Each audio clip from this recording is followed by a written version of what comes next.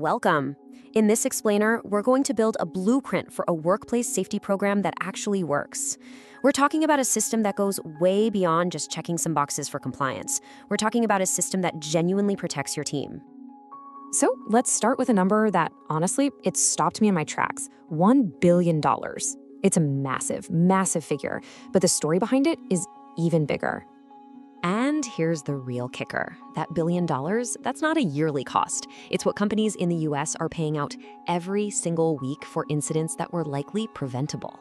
Just think about that for a second. It's this constant, massive drain that points to a much bigger problem. But of course, the financial cost, as huge as it is, really pales in comparison to the human one.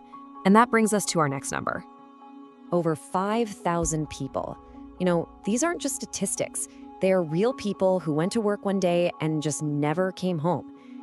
This is the devastating reality that effective, meaningful safety training is designed to prevent. Okay, so these numbers, they paint a pretty stark picture of what happens when safety is neglected. But they also reveal a really powerful truth.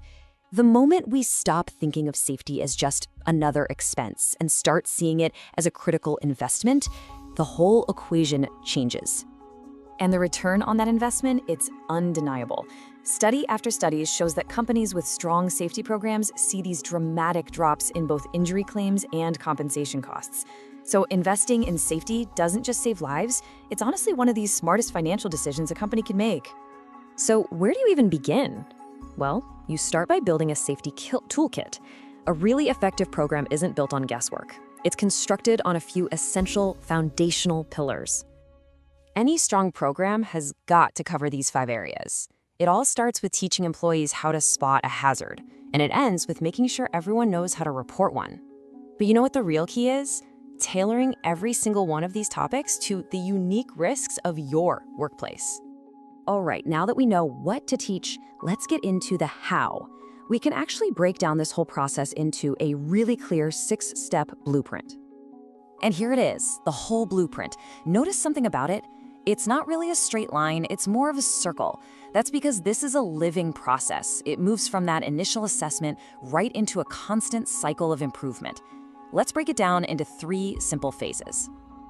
Everything, and I mean everything, starts with a solid plan. Phase 1 is all about doing your homework. It's about understanding your unique challenges and defining exactly what you want this training to achieve. This all begins with what's called a needs assessment. Basically, you don't guess, you investigate. You dig into old incident reports, you talk to the employees on the front lines because they know the real risks, and you make sure you're meeting all the regulatory standards. This data becomes your guide, showing you exactly where to focus for the biggest impact. Okay, once you know your goals, you can move into the creation phase. This is the fun part. It's where you actually build the training materials and decide on the best ways to get that information to your team. Look, for any training to actually stick with people, it has to be relatable and engaging. That means using real-world examples, not just abstract rules. It means keeping the language simple, using visuals. And, critically, it means getting people involved through hands-on stuff. Because, let's face it, we all learn best by doing.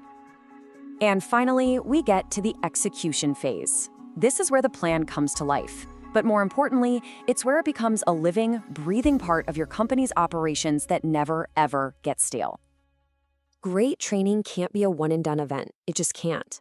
To make it last, you have to build a constant feedback loop. Yeah, you track who's attending, but more importantly, you ask them what they thought. You monitor safety metrics to prove what's working, and you provide regular refreshers. This cycle is what keeps your program sharp and effective year after year. But a truly safe workplace requires something more than just a great training program. The ultimate goal here is to embed safety so deeply into your organization that it just becomes part of its DNA. It's all about building a genuine culture of safety. And this really boils down to 2 fundamentally different mindsets. On one side, you've got checklist safety. It's a task, a box to tick, a rule to follow, and it's seen as management's job. But on the other side, you have a true culture of safety. And here, it's a shared value. It's something people do to protect each other, which makes it everyone's responsibility. Ultimately, this is the goal: to create a workplace where safety is a shared value, not just another box to tick. It's about making that fundamental shift from simple compliance to a genuine collective commitment to keeping each other safe. So as we finish up, here's the one question I want you to take back to your own organization. Is safety in your workplace a checklist, or is it a culture? Because honestly, the answer to that question changes everything.